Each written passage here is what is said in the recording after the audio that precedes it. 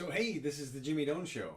All right, with no intro music this time. That's right. Dun, dun, dun, dun, dun, dun, dun. Well, that's what Scott Adams does. Oh yeah. Yeah, he has. Come on in now.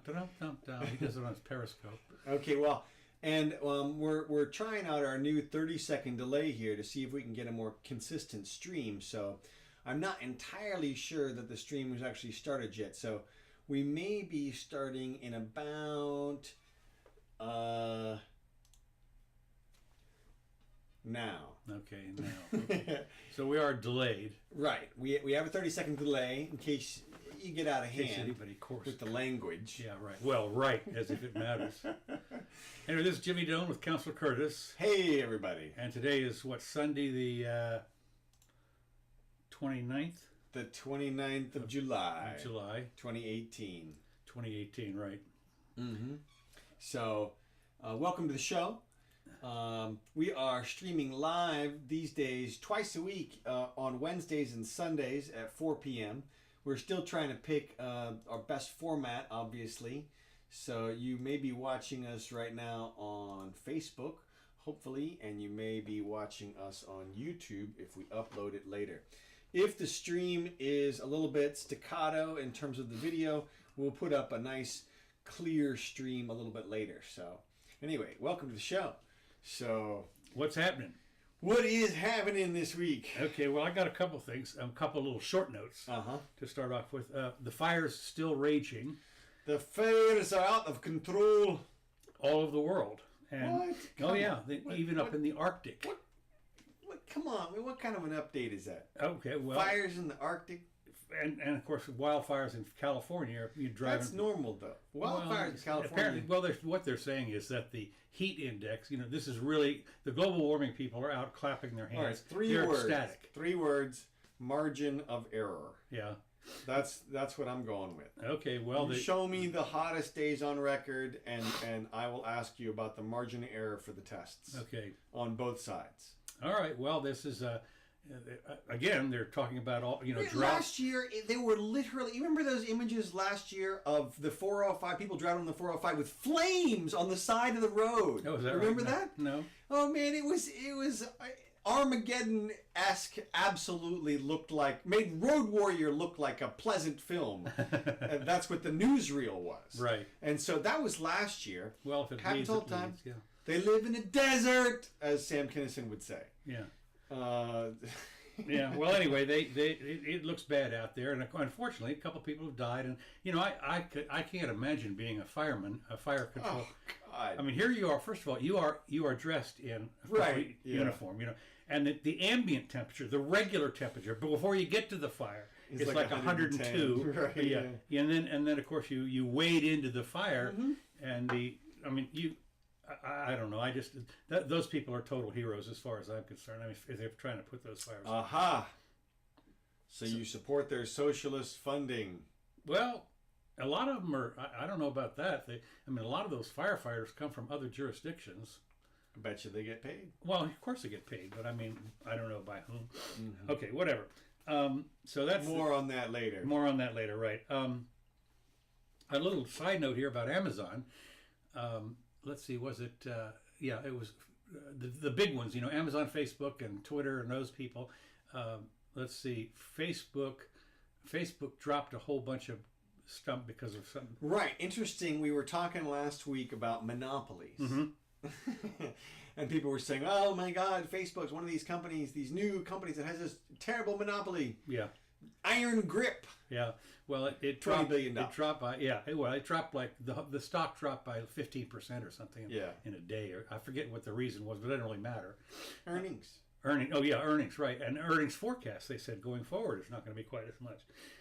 Amazon, of course, is also coming under some fire. They this I love. They may want to go back to the drawing board for this one. A facial recognition tool in the retail giant currently offers developers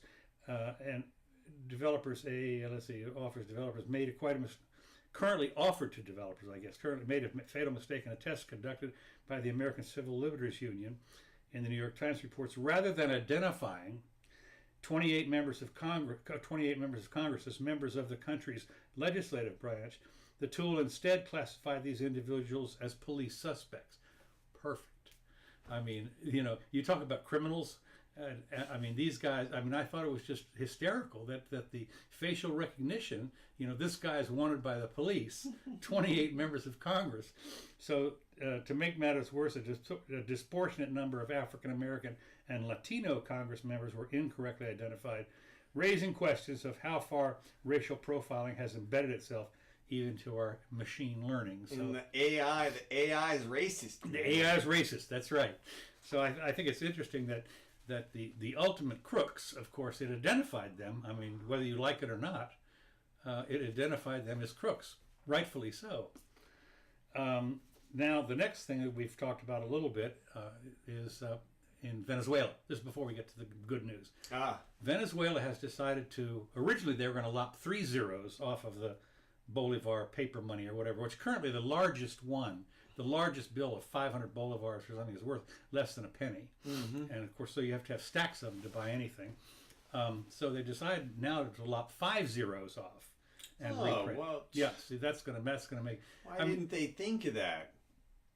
I don't know. 5.5 zeros, 6 zeros. I don't know. So, what? But, I mean, geez. But what's amazing to me about this is that we just finished, like last year or the year before, and not even finished it, was Zimbabwe, which they did the same thing. I have in my collection. That doesn't happen. No, right. I have in my collection a $1 trillion. I got one right here somewhere. Yeah, I mean, it's just what's amazing is that how do you not learn the lessons of history?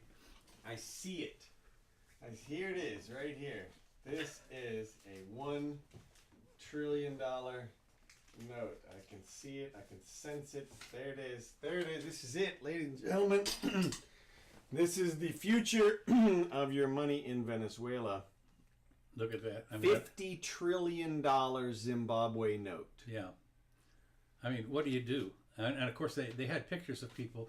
What they started to do was to bundle up and weigh it. Right. In order to get anything. So. Well, the interesting thing is, of course, they're still pushing inflation on this country. They're still saying, oh, we don't have nearly enough because we're not up to our goal of 2%. Right.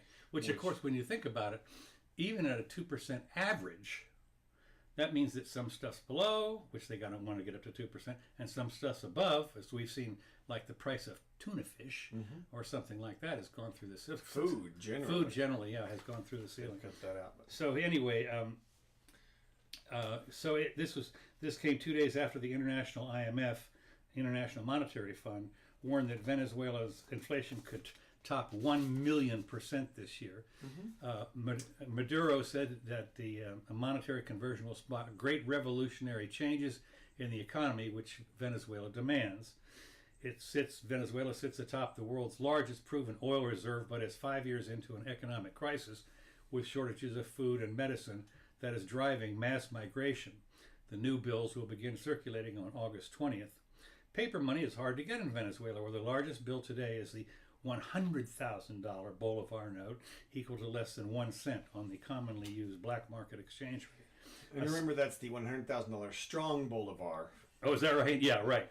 A simple lunch easily costs 3 million bolivars. So, well, it's out of control. Remember, we talked about this last week. We posted the inflation rate on the logarithmic scale. Right, a logarithmic scale. Which, for those of you who don't know, if it was on an arithmetic scale, it would be the graph would be 20 feet tall. So on a logarithmic scale, it condenses it all down and it still goes up exponentially. Like a hockey stick. Yeah. So, well, the imminent complete collapse. What do you figure? 1 year?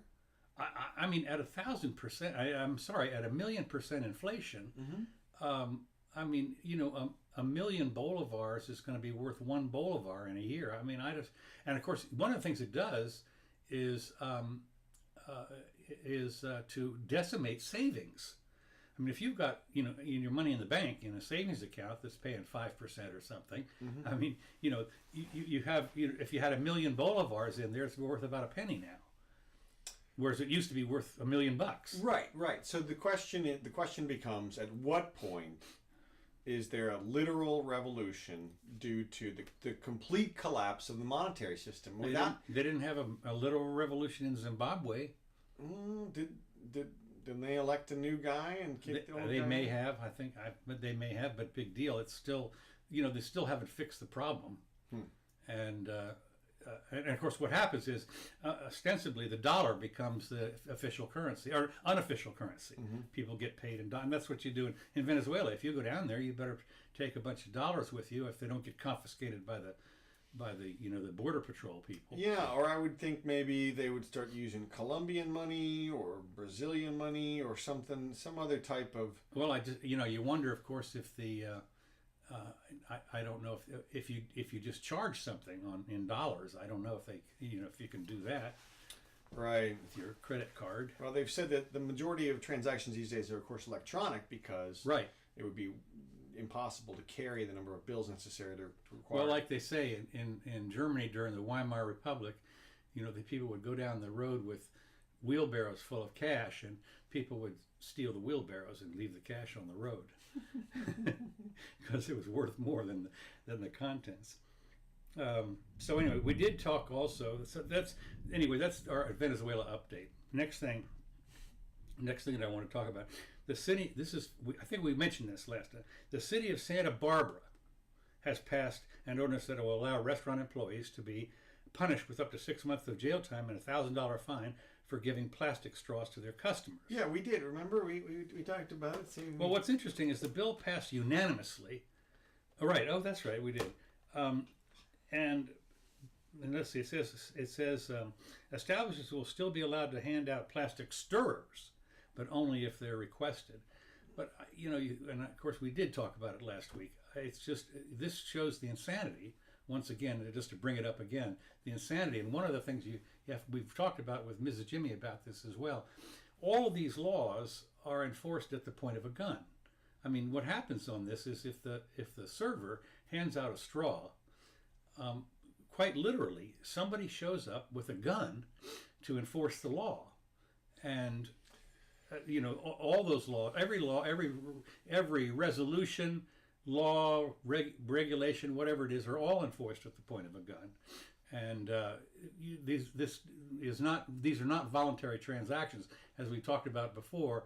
If two people voluntarily want to make a transaction and a third guy shows up with a gun and says, well, no, you can't do that. Well, there goes your voluntary transaction. Of course, that's what happens today, especially with licensing. Everything. I mean, I was reading a statistic the other day that something like 5 or 10% of the businesses had licenses in the 50s, and today it's more like 90% or 95%. You have to have a license to operate. Little bribe, little thing to the state. Well, just to wrap up, to conclude on the plastic straws thing, I think everybody has pointed out this last week that the United States only contributes 1% of the plastic to the ocean. Really? Yes. And, I didn't see that.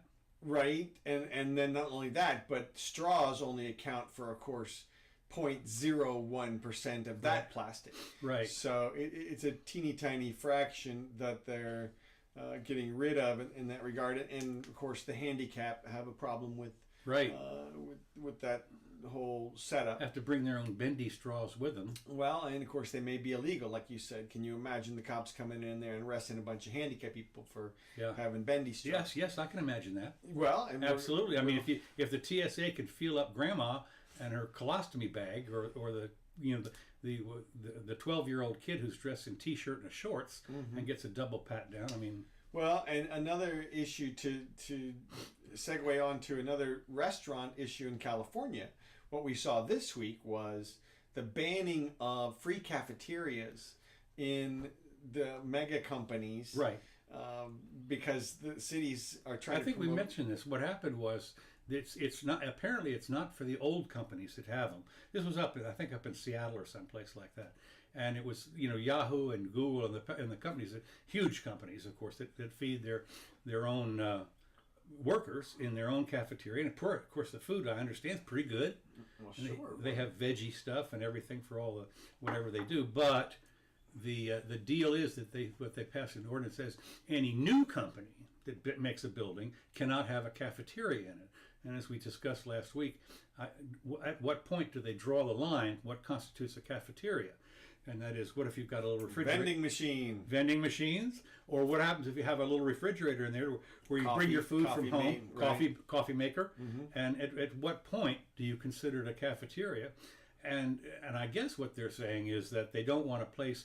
I guess it'll be okay if you eat at your desk, but to have a little room where you could gather around, for instance, and sit down and eat your lunch that you brought from home, I guess that counts as a cafeteria. I doubt it. I would imagine it has to do with food preparation, because what they're trying to do is bolster the surrounding communities, the restaurants in the surrounding community. But who would start a restaurant?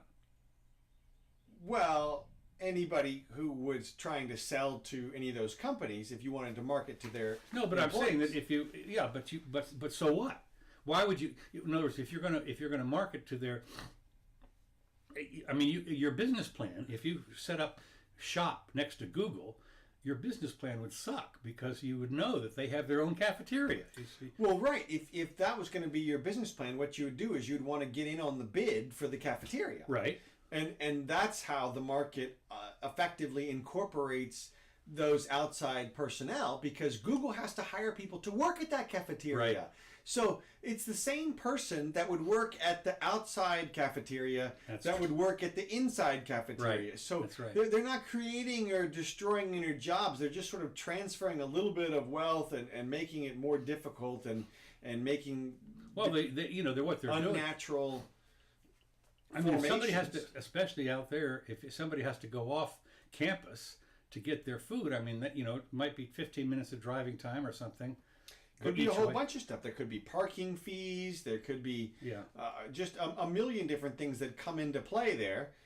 And why you would want to create that kind of distorted market, again, when you're not actually adding any jobs to the situation. The same number of people are going to eat food. Right. So you're not adding any jobs by saying they can't have the food there. They have to go outside here. Maybe you're going to help the Lyft people get because they're going to have to take the Google people back and forth.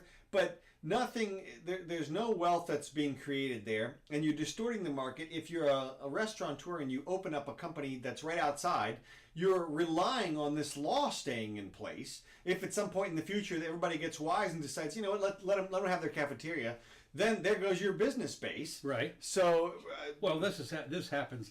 This has happened when they destroy stadiums, for instance, and build a new stadium. I mean, all the businesses that have been around the stadium suddenly, and suddenly are not there anymore. Right. The other thing that happens is when the United States government put the international or the U.S. highway system in. Look at Route 66 and some other places that used to be main roads and now are relatively deserted or abandoned, and the businesses suffered proportion. Not so much Route 66. I'm a big fan, but. No, say there was something that occurred in my mind here when I know. It's interesting here in Florida on the Turnpike. They apparently they bid for in the rest stations. Mm-hmm. They're all private.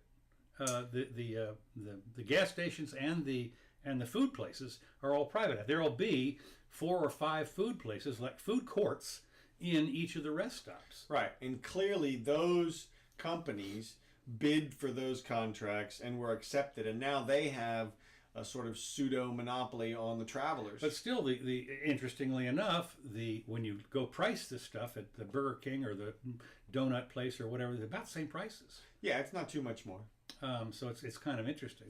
Well, you don't have to go too far out of your way if you really want to get off the Turnpike. That's true. That you don't. And of course, you're driving anyway. Mm-hmm. But of course, then you have to get back on the Turnpike, which can have also problems. Okay, so the next thing is that I want to talk about a little bit before we get to Cohen and the Trump thing this week, is the nation's leading gun safety groups are asking a judge to block an online company's plan to publish downloadable blueprints for 3D printed plastic firearms, information that they say could open the door for people secretly to produce fully functional and untraceable weapons. And so what? What I'm saying, of course. But anyway, Thursday, the U.S. District Court. Oh my God! The organizations questioned the federal government's recent decision to settle a lawsuit with Defense Distributed. The settlement allows the Texas-based digital firearms nonprofit company to post its controversial gun blueprints online, which will begin doing August 1st. So Of course, anybody now with a 3D printer, I mean, what are they? I mean, you get one for what, $1,000 these days? And, Yeah. And you print up your non-traceable gun. I don't think that's that big a deal. Personally, I can't imagine. When you think about going down to a gun shop that has 1,000 guns in there and you can buy something, I'm not sure why you'd want to print one up unless, it might be for nefarious purposes. But how are they going to stop it? They can't. I mean, you have a 3D printer. What do you have to license the 3D printer now? you copyright violation or something? Right. It has a code embedded in its hardware where if you try to print a 3D gun, it explodes. Yeah. Right. No, there's nothing you can do because, of course, you can't even do that because parts you could do individual parts and then assemble them with different printers. That's of course that's what they're going to do. There's a million different ways to get around this. Is just one more reason why a gun is a pretty simple object that is probably going to be impossible to eradicate from the United States. One thing they could theoretically do is go after the bullets. Right. The ammo. Right. And so if you were to require all the manufacturers to number all the bullets or some such thing like that, yeah, I know. But they would make them all more traceable. And bullets are not something you're going to manufacture in your you can put them together in your loader, your reloader. Right.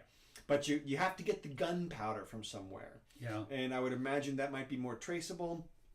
There might be some small way to keep track of these things, but basically this is, from my opinion, this is just another little Pandora's box of the gun universe opening up.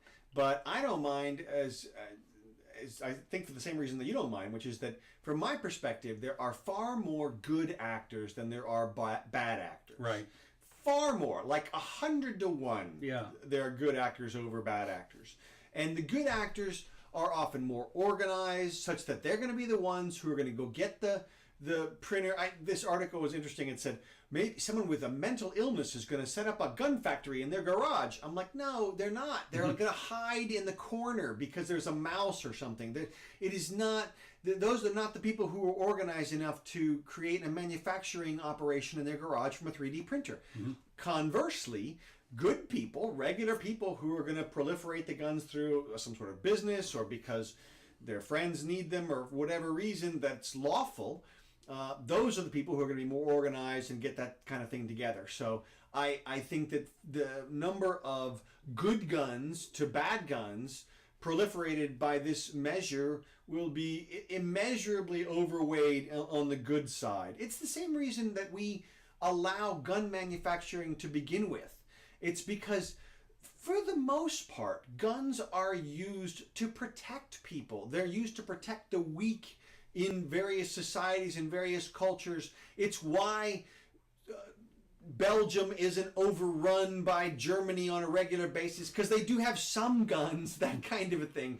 And so it really is a useful tool, and it's been used for justice since its inception, as the old cult mantra went, God made man, cult made men equal. Yeah. And so I think overall it'll be a positive thing. I don't think they have to worry about the regulation of the 3D printing of the guns. Well, as I say, it's not going to matter anyway. It's a fool's errand. Yeah, it's a fool's errand.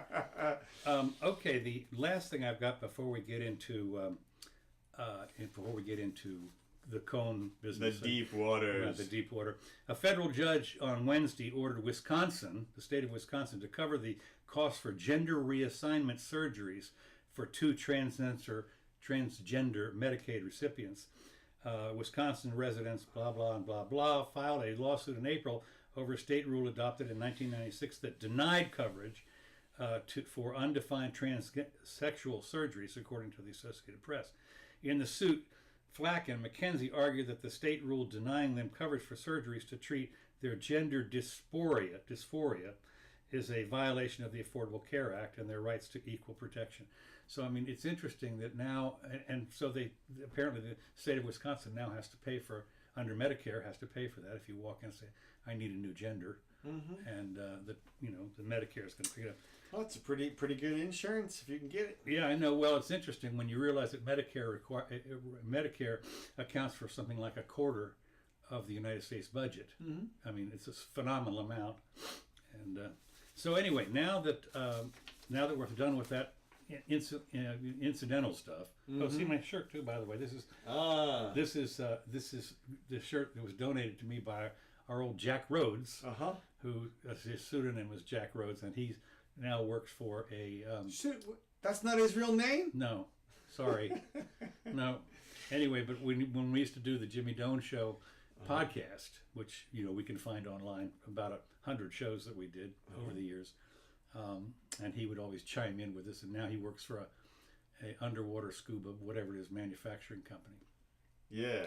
And he has fun with that. Anyway, so here's the deal. CNN reported on July 26th, which is like 2 days ago. 3 days ago, is prepared to tell federal investigators that then candidate Trump knew and approved of the Trump Tower meeting, where a Russian lawyer with links to the Kremlin was expected to deliver damaging information about Democrat Hillary Clinton. So what do you think? So this is Michael Cohen. Right. Okay. Here's what I think. Are you ready? Yeah.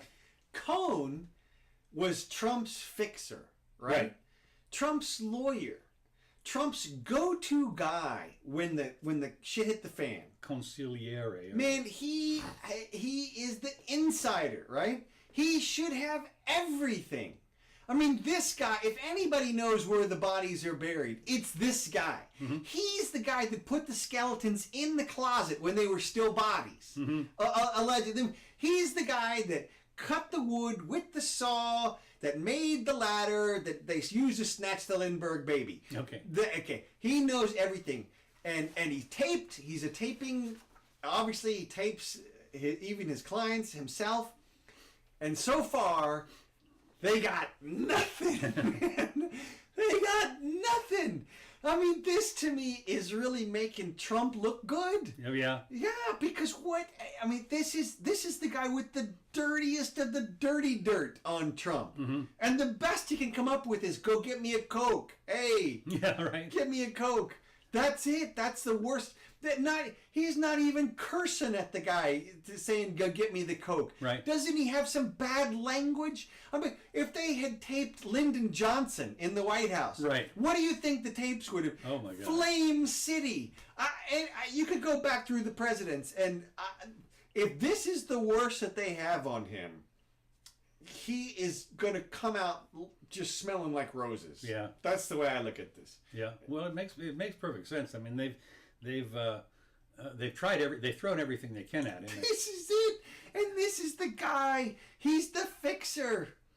Well, it is interesting. Apparently there's some more people are coming forward, and they're saying, well, you paid these girls off and whatever, and blah blah, and on and on. And it's just like they are missing the mark. I mean, over and over again. And if they miss on this barrage of shots,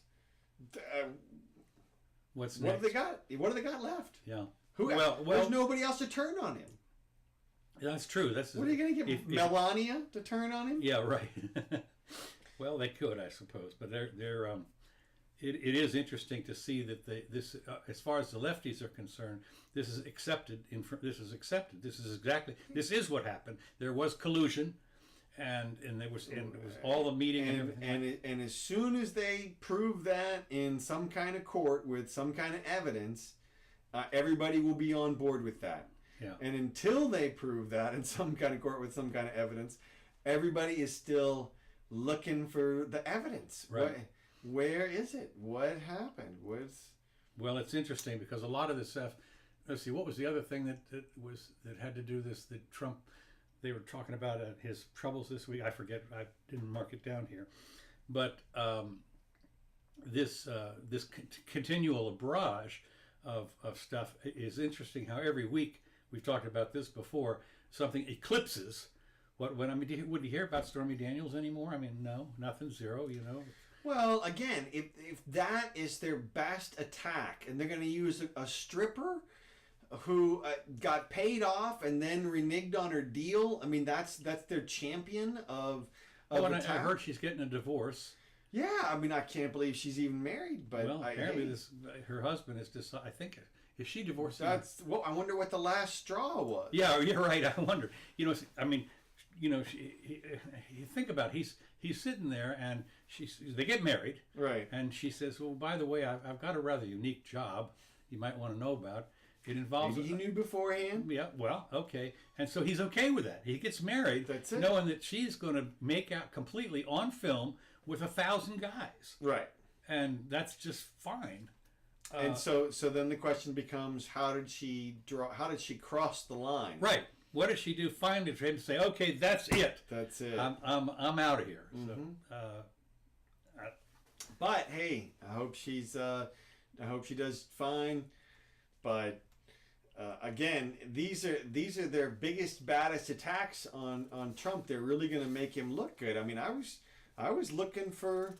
looking for the evidence, but if even Cohen doesn't have it, yeah, nobody's got nothing. Well, the other thing that they did talk about, of course, today that has also made the news and has to do with the FISA warrant, which we talked about it before. Yeah. But how it was in holes and everything, and they were talking about once again. There's this big argument about was it valid, or what's interesting is it's a little the stuff that the 24-hour news people have to come up with is amazing.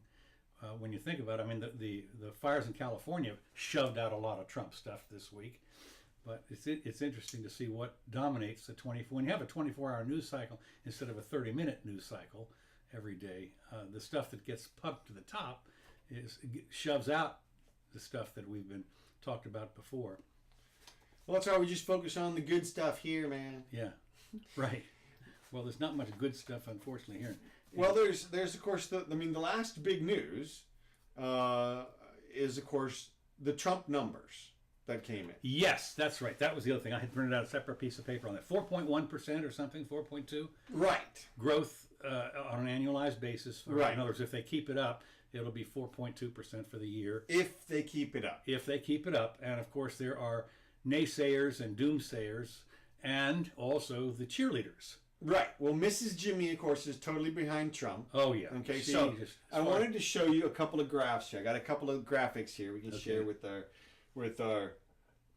group. Okay, so the first one is what Mrs. Jimmy wants me to show you, which is this is the U.S. GDP growth rate going back to July 2015, and you can see here 1%, 0.4, 1.5, 2.3, goes down, comes up to 3 a little bit, and then woohoo, 4.1. We're loving it. Okay, yeah. This looks awesome. This makes Trump look like he's crushed it since 2015. And you notice he hasn't been bragging about it. Well, he has a little bit. A little bit, but I mean, most of the stuff is. You look at CNBC and all these other people. They're sitting there going like, "Holy smokes!" Well, okay, and here's why. All right, look here. This is image number 2. Okay, this is the year-over-year GDP growth and the annualized rate of GDP growth from 2010. All right, now if you look here, this is about right here where the other graph ends. Okay. And you can see that this makes it, if you start the graph right here, it makes Trump's number 4.1 look really good, all right? But if you just go back a few months before that, you can see these Obama numbers where this growth annualized goes up over 5% here in quarter 2 of 2014. Okay. And then sharply drops off a month later, as it normally does. When you look back at these other quarter 2s, you can see these sharp drop-offs, and of course, these numbers go up and down, up and down. Now, if we back off even a little bit further, you see what is real growth. All right? Way down here at the right is all the Obama years. This orange square here is like 2009 to 2019. You can see the average growth 1.48%. Okay. Crap! It's nothing. Look back over all these years, these decades before, the 2000s, the 1990s, the 80s. You can see much higher growth rates all the time. Going back before the 70s, we're over 5% all over the place. Mm-hmm. So that is much more normalized growth for the United States and what we should be seeing, especially considering the enormous amount of money that we have poured into the economy. And you can see that when I take to this next graph, which is, this is the total federal debt year over year since about 1970 or 65 here. And you can see this is unfortunately designated in millions of dollars, but you could easily just remove this M here, and it's in millions of millions. So this is really trillions of dollars. So you can see here that, for example, this is the 1980s. This is the high spending Reagan years, and we never get the total debt above $4 trillion. That doesn't happen until the Bill Clinton years, which are in here. You can see that even though Clinton, there's a little bit of deficit cutting, the debt overall still rises. Then George W. Bush takes over. We get this increase up here to 2008. And then Obama takes over, and we get a $10 trillion increase in the last 8 years. And you can see that's as much as all the other presidents combined going back to the beginning of time. So this incredible debt, here's another way to look at it. This breaks it down by president and year, and also shows you who was in charge of the House and Senate, whether the Republicans or Democrats. You can see this is, how this graph goes up here. This is the debt. So this is the spending.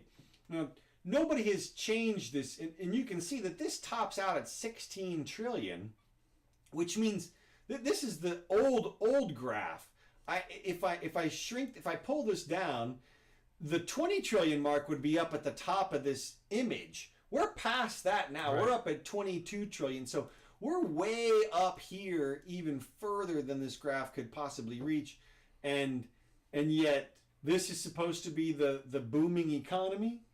To me, the jury is still out on this, and I don't see. Well, there are people, some people that are saying that after this, après moi le déluge, and that's with this debt at some point it's going to have to be recognized, and there's going to be a huge crash. And Peter Schiff is one of those that talks about that as something that is coming. And as we've said before, we can't imagine that they've held on to it this long so far. And of course, the Federal Reserve is responsible for all of the excess of the debt because they buy it up and so forth. And in fact, it's happening around the world. That's one of the real problems, is that there's no place to go hide anymore because all the other countries are doing the same thing. The debt, as I say, debt, when you're owned by debt, what you're destroying capital, because the only way you can accumulate debt is by liquidating capital. So that's one of the reasons. One of the things that has happened. You mean alleviate it? Huh? You mean the only way you can alleviate the debt? Yeah, is by what you do is in order to, debt consumes capital. Mm-hmm. So you have to have massive amount of capital and earnings in order to start to liquidate the debt and to pay it back. But there's a lot of people that don't want to do that. I'm getting into the weeds on this. Forget it.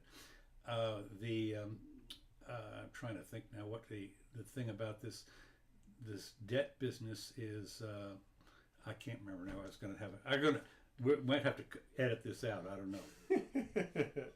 It's going to, if you talk to somebody like Peter Schiff, for instance, and us as well, we've been projecting the imminent collapse for 5-6 years now. Yeah, the reason that I feel like there hasn't been any sort of seismic shift is because there's nothing to replace the dollar. The imminent collapse would happen if the dollar ceased to become the world's reserve currency. Interesting, you should mention that. There was an article in yesterday's paper or something that apparently Russia has gone and liquidated all their dollar bonds. They sold them all off, that's as part of their thing. Of course, the big holder of dollar-denominated securities is China. Mm-hmm. And what they're using that for is buying up parts of the United States, because the dollar is legal tender in the United States. So we don't see that. I think they're trying to get the yuan to be, a currency, a worldwide type currency, but good luck on that. You know, they've been trying to do that for a while, but that's the issue. There is, again, even as weak as the dollar, as we're making the dollar, it's still the strongest among the major currencies. Well, only because so many people use it as their reserves. And because the other currencies are devaluing as fast as possible. Yeah, look also. at that, Venezuela and other places. Yeah, that's true. So we're not the dollar can still be considered king for a little while longer. Yeah, and we'll see if it lasts through the Trump presidencies. Right. That's the other thing, of course. Because it could be a black swan event that trips the thing so that everybody loses faith in it at the same time. That's usually what happens in like 1929 and some of these crashes. It suddenly everybody tries to get to the door at the same time, and there's no bidders and so forth. Mm-hmm. All right. Well, anyway, that's pretty much all I had. That's all I got too. All right. Well, we're gonna have to get a theme song. Can you get on and find a? Oops. Can you find online some kind of little music note or whatever that's you don't have to pay for? Oh, for sure. Okay, should be all over the place. For sure, no problem. Maybe we'll get one of Britannia's songs. Maybe they'll let us use theirs. Running. That's right. Until then, yeah, we use the Scott Adams. And Scott, as I say, I encourage people to sign on to Scott Adams because he does a Periscope once or twice a day, and he's probably one of the more rational people. About he's a persuader and everything. And of course, he's known for drawing Dilbert, but of course he's been doing that for 15 or 20 years. So yeah. This show brought to you by Scott Adams. Yeah, that's right. Anyway, his stuff is pretty good. All right. Well, thanks for tuning in, you guys. I'll probably post a nice, clear copy of this. Looks like we lost about 38% of our frames, unfortunately. So we need to get this thing closer to the router, I think. Maybe so. But I'll get it fixed up. I'll get a nice, clear copy on YouTube in a couple hours. So thanks for tuning in, and come back and see us again sometime.